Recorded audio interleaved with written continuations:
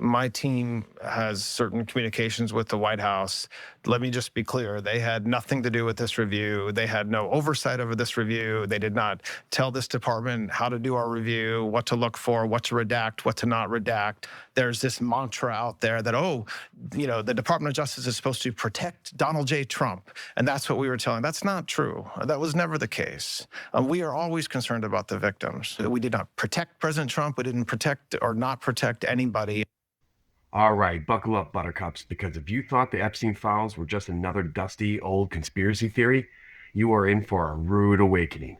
We're talking about a cesspool of depravity. And guess whose name keeps bubbling to the surface? You guessed it, the orange overlord himself, Donald J. Trump. So, instead of me talking about it, let's dive into the clip. Sure, Jan.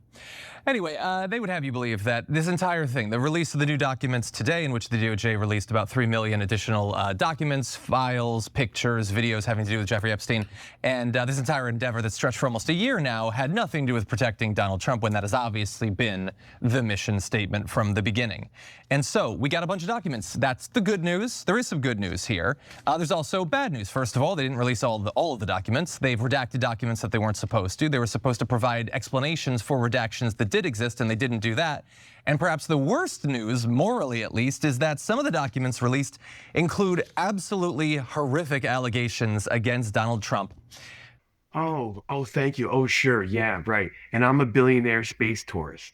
The Department of Justice, the same institution that has consistently bent over backwards, tied itself in knots, and performed Olympic-level mental gymnastics to shield powerful figures, especially those figures who happen to be named Donald J. Trump, wants us to believe they're just neutral arbiters of justice here? Please. My dog gives a more convincing performance when he pretends he didn't just eat my last slice of pizza. This is the classic nothing to see here folks routine, straight out of the political playbook. It's like watching a magician try to tell you that he didn't just pull a rabbit out of his hat. Even though we saw the rabbit, we saw the hat, and we saw the trapdoor they used to hide it.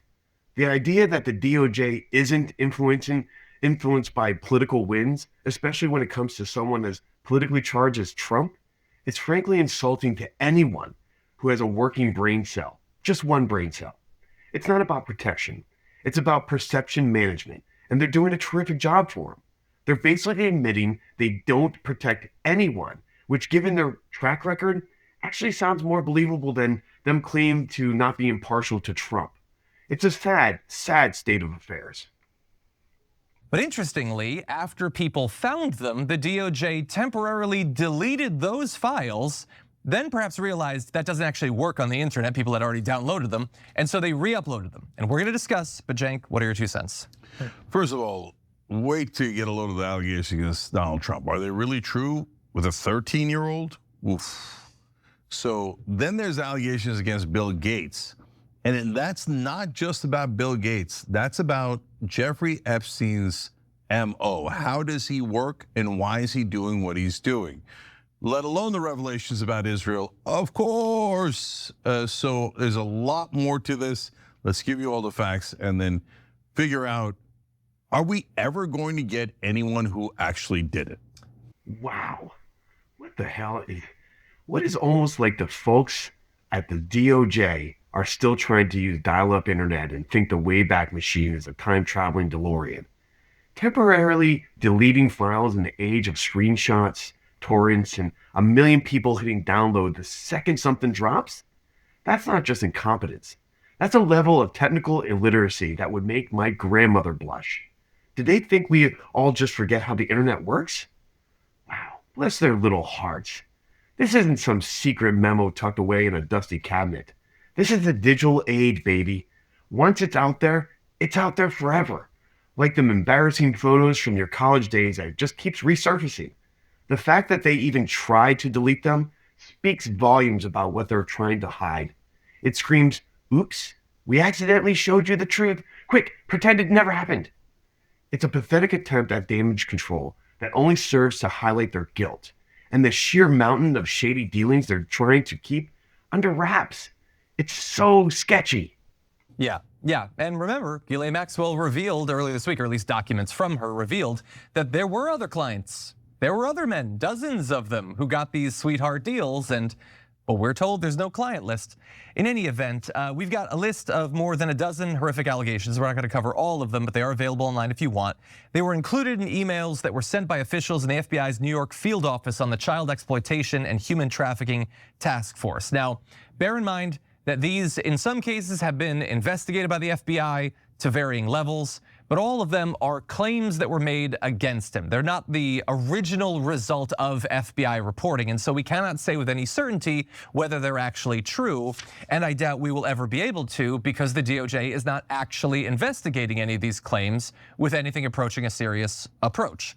But that said, they do contain graphic, disgusting descriptions of sexual assault, so bear that in mind. There was one complaint made by a friend of the alleged victim. In it, the president was accused of forcing a teenage girl to perform oral sex on him. The quote says, redacted reported an unidentified female friend who was forced to perform oral sex on President Trump approximately 35 years ago in New Jersey. The friend told Alexis that she was approximately 13 to 14 years old when this occurred, and the friend allegedly bit President Trump while performing oral sex. The friend was allegedly hit in the face after she laughed about biting President Trump. The friend said that she was also abused by Epstein. The 35 years ago would put this in the range of when they were, best friends and party buddies, doing what they're doing.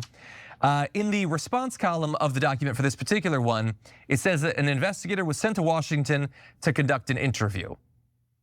And I guess I'd love to know what you found out from the interview, but again, this is not a serious thing the DOJ is doing. They're not going to explain any of this. Another complaint alleged that Trump hosted calendar girls parties at Mar-a-Lago that involved genital measurements for children who were brought by Jeffrey Epstein.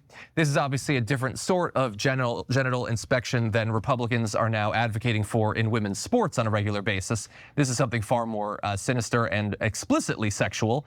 At this party allegedly were Elon Musk, Eric, Ivanka, and Donald Trump Jr., Alan Dershowitz supposedly as well, and the claimant claimed that we were taken in rooms, forced to give oral sex to Donald J. Trump, forced to allow them to penetrate us. I was 13 years old when Donald J. Trump raped me. Ghislaine Maxwell was also present. There's a lot here, Cenk. Claims of a sex trafficking ring at the Trump golf course in Rancho Palos Verdes between 1995 and 1996, saying that Ghislaine Maxwell was involved in that. There's a claim against the former host of Lifestyles of the Rich and Famous, Robin Leach, having supposedly strangled a girl, and then violent threats made against the victims that they would be murdered if they ever told anyone about it. And that one was labeled not credible by the FBI, which is interesting because not all of the others were labeled not credible. So what are we supposed to do with this, Cenk? Yeah, there's varying levels of credibility, and a lot of them, they thought this is total junk, and they didn't bother to investigate it. But the one about Trump being with a 13-year-old, they did investigate, and that was in August of 25, just last year. So I don't know if that's an active investigation because Blanche said that they did redact some material or did not include some material of active investigations. Didn't know they had any active investigations because a couple months ago they said that there were no other clients. Well, and remember that before that investigation, Pam Bondi said, remember she started this whole thing coming out and saying, we're done with this. Yeah. There's nothing else to investigate. Evidently there was. Yeah, but I want to be super clear. We don't know that Trump did that. We just know that someone accused them of that. We don't know that Trump did that. Oh, honey.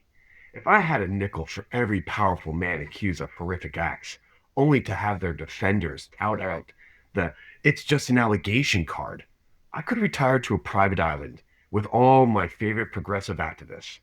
This line, this exact phrase, is the shield of choice for anyone who wants to ignore mountains of evidence and victim testimonies, especially when the accused is rich, famous, and politically connected. It's a convenient little loophole, isn't it? Unless there's a conviction, it's just talk. Meanwhile, the system is actively designed to make convictions against people like Trump virtually impossible. We are talking about a man with a history of sexual assault allegations. A man who literally bragged about grabbing women by the pussy. Truly, in a video. Literally, you heard it. At that some point, when the smoke is this thick and the fire alarms are blaring from every direction, you have to stop pretending it's just a faulty smoke detector. It's not about being super fair. It's about being willfully blind as a bat. So, like, if that was someone you like, just picture, I don't want to put out any names, right? You'd say, whoa, whoa, whoa, whoa, he didn't have his day in court. They didn't even vet that one person, let alone build a case, let alone bring it to a grand jury, let alone convict him, right? So we want to be super fair about that. It's just an allegation, obviously a deeply disturbing allegation. What's more disturbing is that there are tons and tons of allegations, and it's unclear how many of them were thoroughly investigated at all. Yeah. In the past, now, or has it just been accepted in the Justice Department? No, do not investigate. And why? There's of course all the theories, as we've gone through a million times, about powerful guys, but as you're gonna see a little bit later, there's also the issue of the intelligence agencies in Israel. So whenever those things are involved, it becomes a complete no-go zone. So I wanna move on to Elon Musk and Bill Gates, but again, even on them, huge grain of salt on what you're hearing here, because no one was convicted, nobody was brought to trial. These are people that are just saying this about them. All right, so there you have it, folks. The Epstein files are a Pandora's box, and the stench of corruption and cover-up is absolutely overwhelming. Don't let anyone tell you that this is a partisan bickering. This is about holding the most powerful people accountable, something our system seems hell-bent on avoiding. So tell me, what did you think about this video? Hit that like button, subscribe, and let us know in the comments. Are we ever going to see true justice? Or is this just another chapter in this endless saga of the rich getting away with it? Always remember, stay vigilant.